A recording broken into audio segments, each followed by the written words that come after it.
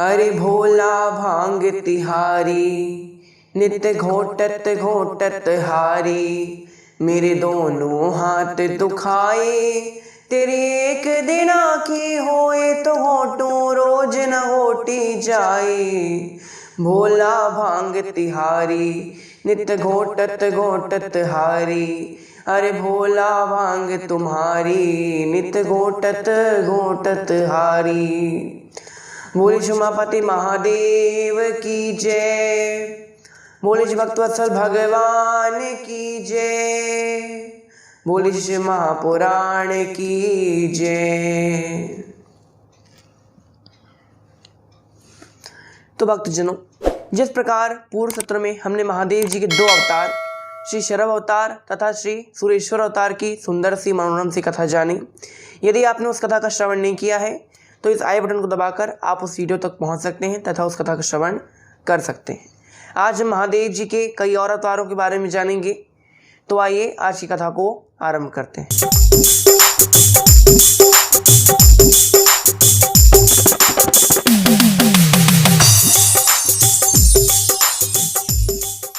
आज हम महादेव जी के 9वें अवतार श्री अवधूतपति अवतार के बारे में जानेंगे। इस अवतार में महादेव जी ने इंद्र को माध्यम बनाकर इस सारी सृष्टि को ये शिक्षा प्रदान की थी कि अहंकार करना गलत बात होती है। अगर आप किसी भी प्रकार का आपके अंदर अहंकार आ गया तो वो आपके लिए ही हानिकारक होता है।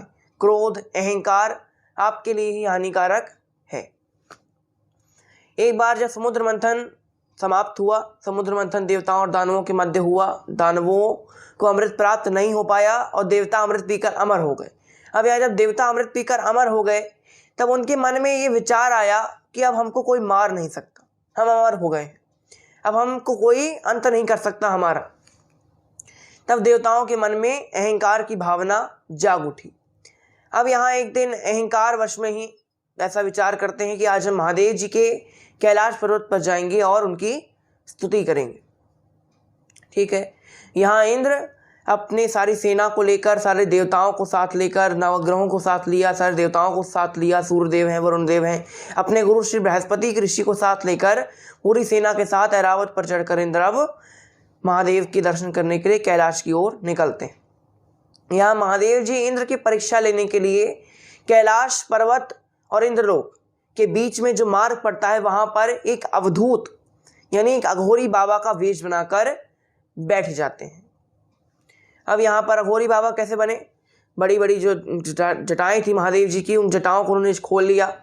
जो उनका शरीर था उसमें पूरा भस्म रमा ली, त्रिपुण लगा लिया, एक टूटी फूटी लाठी दी और बीच रास्ते में ही लेट गए। अब यहाँ इंद्र पहुँचते हैं मार्ग पर। मार्ग में देखते हैं कि ये कौन है, भस्म रमाए हुए लेटा हुआ है। इंद्र ने कहा, उठो अवधूत स्वामी, तुम कौन हो, उठो। तो 3 बार बोला, उत्तर नहीं आया। तब इंद्र अपने ऐरावत से उतरते हैं, 2-3 बार और प्रश्न करते हैं, तुम कौन हो, उठो, हमारे मार्ग से हट जाओ, तुम जानते नहीं हो हम कौन, देवराज हैं। इंद्र को बहुत गुस्सा आने लगा।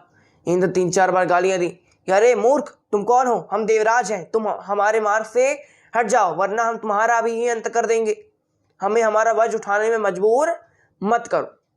तब लेटे लेटे ही आवाज आती है कि मैं यहाँ से नहीं हटूंगा, देवराज आप अपना अहंकार अपने पास रखिए। देवराज को बहुत क्रोध आता है। देवराज अपने ऐरावत से कहते हैं, ऐरावत जाओ इस व्यक्ति का सिर कुचल दो, जिसने अपने मुख से देवराज की निंदा की है, उसके मुख को कुचल दो। ऐरावत जैसे ही अपना पैर बढ़ाते हैं, पैर जैसे ही महादेव जी पर रखने जाते हैं, ऐरावत समझ जाते हैं ये महादेव जी। एक देवता से ज्यादा एक पशु को पता है कि कौन कैसा। जैसे ही पैर रखने जाते हैं, रावत को एक बार के लिए महसूस होता है कि ये कोई साधारण मनुष्य नहीं है, ये तो साक्षात परमपिता परमेश्वर श्री महादेव जी हैं। ऐरावत ने मना कर दिया, ऐरावत ने महादेव जी पर पैर नहीं रखा। अब यहाँ इंद्र ने अपना वज्र उठाया, इंद्र ने वज्र का प्रहार किया। वज्र के प्रहार से महादेव जी अतिशय कुपित होकर उठते हैं। अब यहाँ इंद्र जब ऐसा देखता है कि अग्नि के समान धधक रही है ज्वाला सब अवधूत से, तब इंद्र समझ जाते हैं कि ये कोई साधारण अवधूत नहीं है, ये कोई दैवी शक्ति है। महादेव जी अपने असली रूप में आते हैं।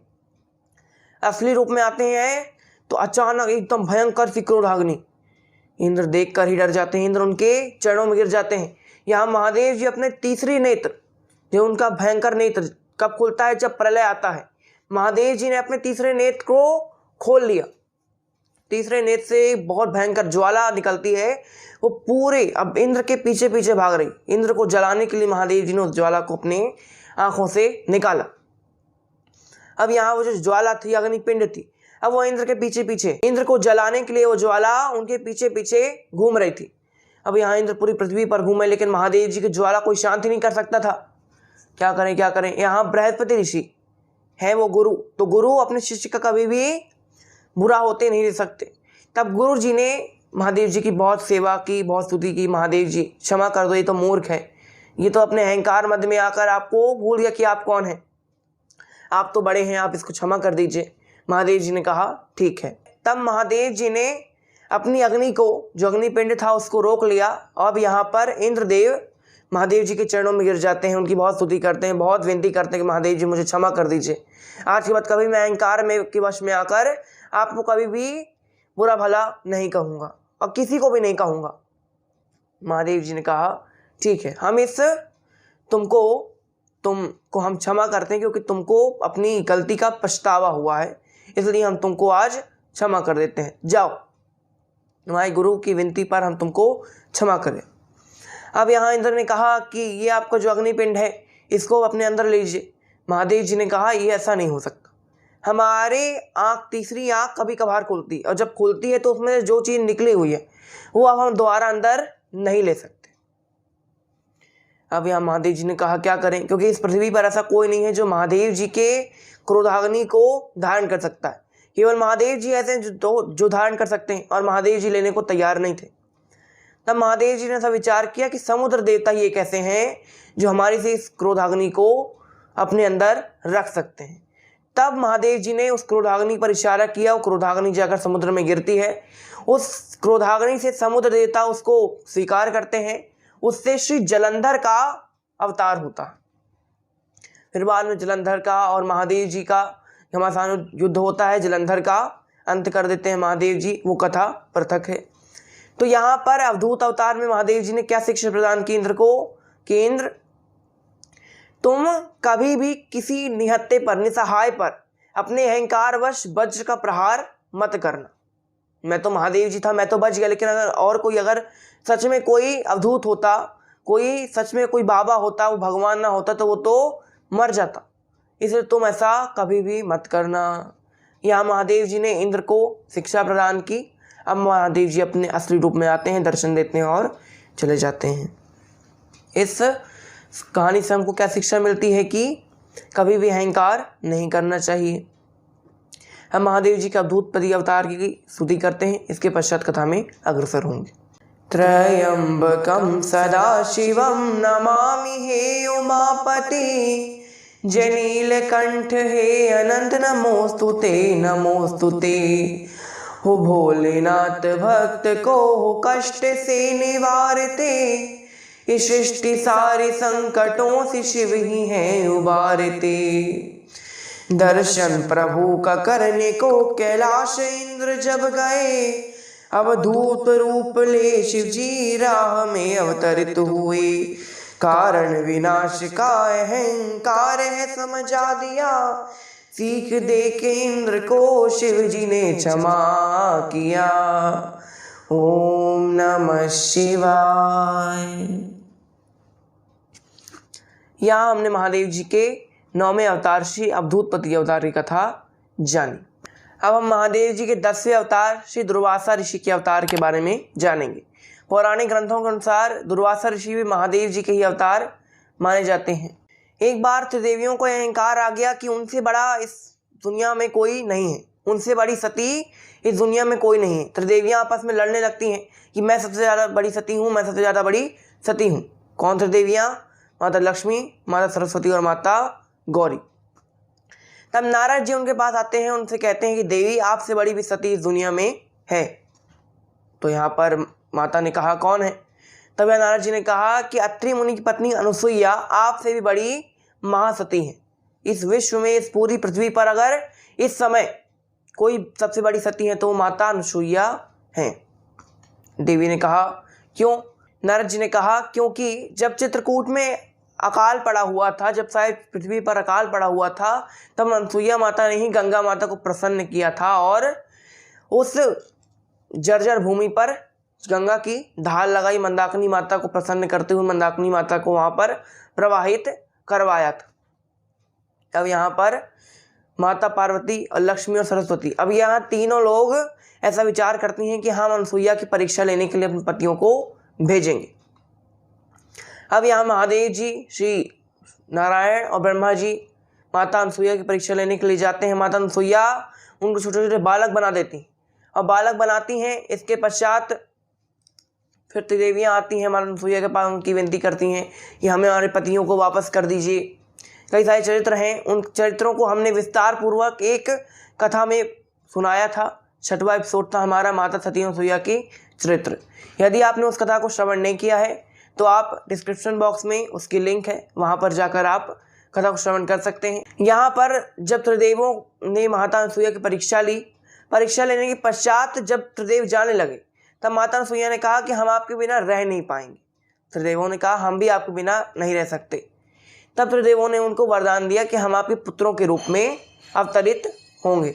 अब यहाँ कुछ समय पश्चात त्रिदेवों के अंश से 3 पुत्र उत्पन्न होते हैं माता अनसुईया से।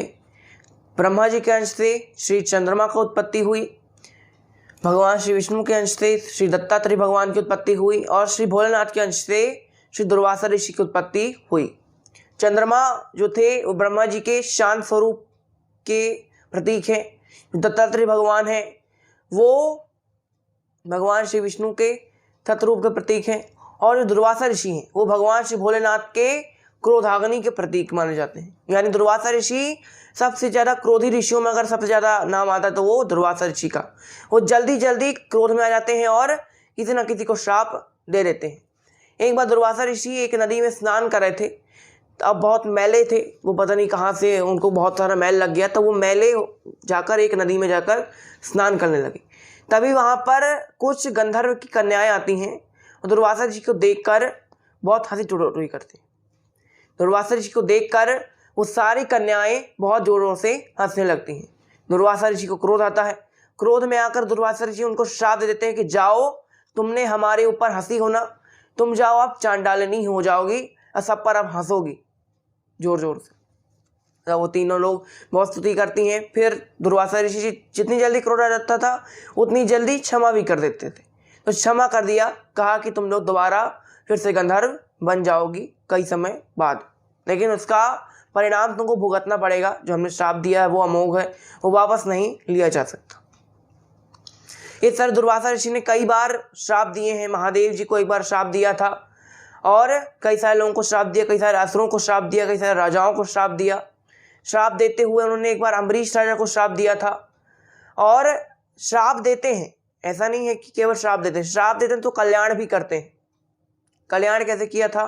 द्रौपदी माता का कल्याण किया, कुंती माता का कल्याण किया, कई सारे लोगों का उन्होंने कल्याण भी किया था। अब यहाँ पर दुर्वासा ऋषि समुद्र मंथन का आधार बने थे, क्योंकि इंद्र को अहंकार आ गया था। इंद्र को अहंकार आता रहता था, अहंकार आ गया था कि हम सबसे ज़्यादा श्रेष्ठ हैं। वो श्री के मद में, अपने जो धन है उसके मन में चूर हो गए थे। तब दुर्वासा ऋषि ने उनको श्राप दिया था कि जाओ तुम श्रीहीन हो जाओगे। तब श्रीहीन होते हुए इंद्र भगवान श्री विष्णु के पास आते हैं। विष्णु भगवान उनसे कहते हैं कि तुम जाओ समुद्र मंथन करो, समुद्र मंथन से तुम्हारी जितनी श्री है, जितना तुम्हारा धन है वो दोबारा वापस आ जाएगा और तुम धनवान हो जाओगे। तो यहाँ दुर्वासा ऋषि जो थे वो बहुत क्रोधी ऋषि थे। उन्होंने राम जी को भी श्राप दिया, उन्होंने कई सारे लोगों को श्राप दिया था, कई सारे लोगों को कल्याण किया था। दुर्वासा ऋषि की जो कथाएं हैं वो हमने अलग अलग करके कई सारे एपिसोड में सुनाई हैं। हम उसकी लिंक डिस्क्रिप्शन बॉक्स में डाल देंगे, वहाँ पर आप देख सकते हैं। बहुत छोटी छोटी कथाएं हैं। दुर्वासा ऋषि ने कई लोगों को श्राप दिया था, कई लोगों का कल्याण किया। तो दुर्वासा ऋषि महादेव जी के अवतार माने जाते हैं। तो यहाँ दुर्वासा ऋषि की कथा समाप्त होती है। तो आज की कथा को हम यहीं विराम देते हैं। आज के लिए बस इतना ही। आपको बहुत बहुत धन्यवाद। घर पर रहिए, सुरक्षित रहिए, मुस्कुराते रहिए। ओम नमः शिवाय।